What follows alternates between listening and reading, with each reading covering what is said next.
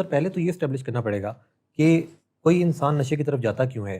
جیسے کوئی Panadol without reason نہیں لے رہا, پیراسیٹامول, بروفین, ایرینیک وہ وداؤٹ ریزن نہیں لے رہا, تو کوئی دوسرا اس طرح کا سبسٹینس جو کہ پھر السٹ بھی ہے یا جو آسانی سے اویلیبل بھی نہیں ہے, تو اس کی طرف کوئی کیوں جاتا ہے؟ کیا صرف شوق کی وجہ سے یا کوئی مزہ ہے اس میں, کیا ہے؟ کوئی نہ کوئی تو وجہ ہوتی ہے تو انسان کوئی کام کرتا ہے نا. ہمیں بعض اوقات پتہ بھی نہیں ہوتا. لوگ چائے کافی پیتے ہیں تو وہ سمجھتے ہیں کہ یہ کوئی مشروب ہے جس کے پینے میں مزہ آتا ہے.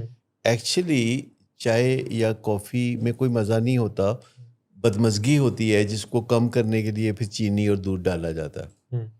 تو اصل وجہ کہ لوگ کیوں چائے کافی پسند کرتے ہیں, وہ جو موڈ کو بدلتی ہے, وہ جو تحریک دیتی ہے, وہ جو تھوڑی سی ہمت زیادہ محسوس ہو جاتی ہے, جو اسٹیمولنٹ افیکٹ ہے وہ اس کا ہوتا ہے. تو باقی ڈرگس کا بھی ایسا ہی ہے کہ لوگ کچھ نہ کچھ وقتی فائدے کے لیے اپنی انرجی کو ذرا زیادہ کرنے کے لیے, ایک خراب موڈ کو اچھے موڈ میں بدلنے کے لیے بہت سارے لوگ ہیں جو انفیئر مینز استعمال کرتے ہیں زندگی میں. تو یہ بھی آغاز اسی طرح ہوتا ہے, ایک چھوٹا سا انفیئر مینز کہ جو لوگ شروع کرتے ہیں, ایک نظریہ پیدا ہوتا ہے کہ میں اپنے موڈ اور مزاج کو بدل سکتا ہوں تو میں بدل لوں.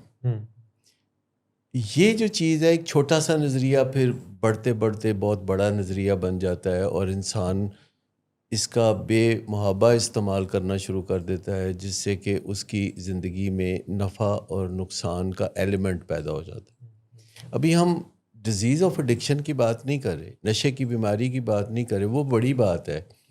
اور سب نشہ کرنے والوں میں سے 20% آخرکار اس کھڈے میں جا گرتے ہیں جس کو نشے کی بیماری کہا جاتا ہے, جو ایک بھیانک انجام کہا جا سکتا ہے کہ نشے کے استعمال کا. بات یہ ہے کہ نشے کی بیماری سے بچنے کے لیے کیا آپ یہ نہیں سمجھتے کہ یہ بنیادی اقدام ہے جو کیا جانا چاہیے کہ آگاہی ہو؟ ایسا کیوں نہیں, ہم پچھلے 50 سال سے یہ آگاہی پھیلا رہے ہیں کہ یہ بڑا رسکی کام ہے جس میں 20% رسک ہے زندگی کے تباہ ہو جانے کا, برباد ہو جانے کا, جان کھو دینے کا, اور باقی جو 80% ہیں ان کو کوئی خاص بینیفٹ نہیں ہے.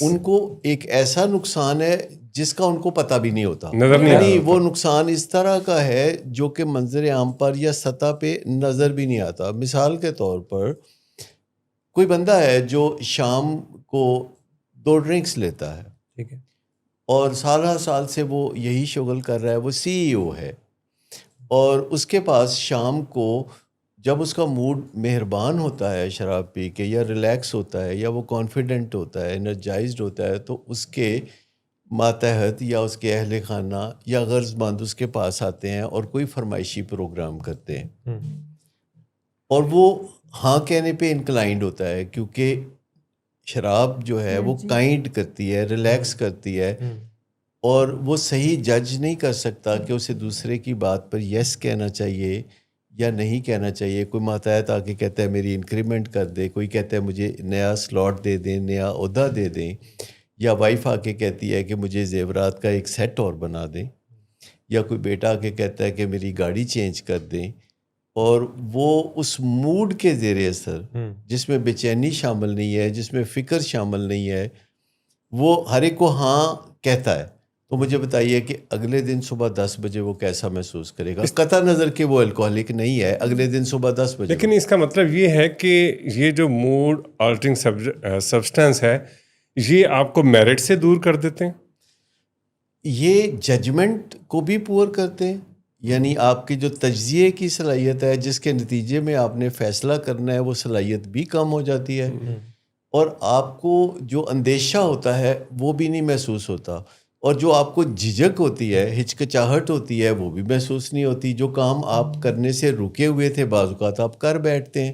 جو کمٹمنٹ آپ کو کسی کے ساتھ نہیں کرنی تھی, جب آپ وہ کمٹمنٹ کرتے ہیں اور بعد میں اگلے دن جب آپ الکوہل کے زیر اثر نہیں ہوتے, تو اب آپ کے لیے بڑی مشکل سچویشن ہوتی ہے کیونکہ آپ اپنے ایکشنز کو ریورس نہیں کر سکتے. یا اگر آپ دیکھیں کہ کوئی الکوہلک نہیں بھی ہے پر اس نے 2 ڈرنک لیے ہوئے ہیں اور بڑی زبردست ڈرائیونگ کر رہا ہے اور سپیڈ اس کی بڑی زیادہ ہے، تو نارمل جب انسان اپنی قدرتی حالت میں گاڑی چلاتا ہے تو اس کی سپیڈ زیادہ ہوتی ہے تو اس کو تھوڑا سا فکر یا اپریہینشن بھی ہوتی ہے، لیکن اگر الکوہل کے 2 ڈرنک لیے ہوئے ہیں تو وہ فکر یا اپریہینشن نہیں ہوگی. پھر جو فاصلہ ہے کسی 2 گاڑیوں کے درمیان وہ چرس کے زیر اثر یا شراب کے زیر اثر صحیح آپ کیلکولیٹ نہیں کر سکتے، لہٰذا نہایت خاموشی سے آپ ڈرائیونگ میں غلط فیصلے کریں گے جو حادثے کا باعث ہو سکتے ہیں. رسکی بیہیویئر ہو یہ جاتا ہے. 20% کے لیے یا سب کے لیے؟ یہ تو سب کے لیے ہے، یہ تو بھی بات یہ تو سب کے لیے 20% کے لیے ڈس ایڈوانٹیج فردر ہے کہ وہ ٹاکسنز بھی ان کے بلڈ میں سرکولیٹ کر رہی ہیں اور وہ گاڑی کو کھمبے سے ہی دے ماریں گے.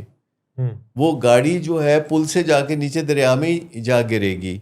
لیکن عام آدمی بھی جو ڈرائیونگ کر رہا ہے اس کی ڈرائیونگ بھی بے خوف اور بے خطر ہو جائے گی، اور جہاں بریک لگانی ہے شاید وہ بریک نہ لگائے.